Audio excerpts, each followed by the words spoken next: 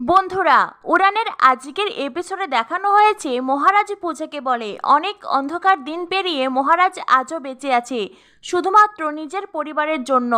পূজা বলে মহারাজ নিজের জন্য বাঁচে না। মহারাজ বলে সেই মহারাজ অনেক আগেই মারা গেছে, ঋগ্বেদ মুখার্জি।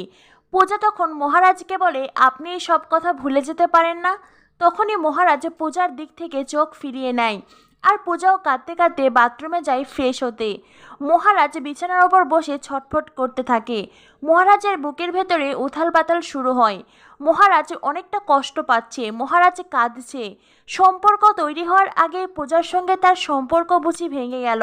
মহারাজ মনে মনে ভাবতে থাকে, না, ভাগ্যের কাছে মহারাজ কিছুতেই হার স্বীকার করবে না। এদিকে দেখা যায় প্রিয়াঙ্কার বউ ভাতে একে একে সব অতিথিরাই চলে আসছে। সকলেই প্রিয়াঙ্কার হাতে উপহার তুলে দেয়।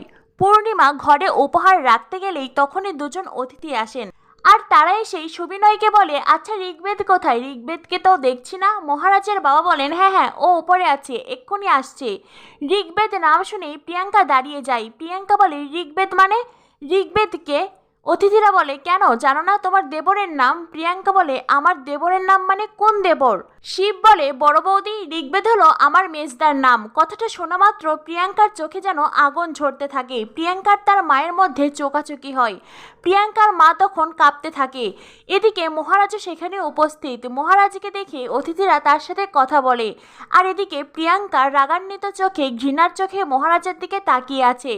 পূজা সবকিছুই লক্ষ্য করে।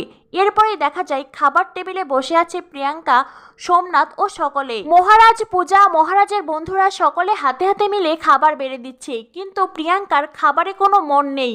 প্রিয়াঙ্কা একাধারে ঘৃণার দৃষ্টিতে শুধু মহারাজের দিকেই তাকিয়ে আছে।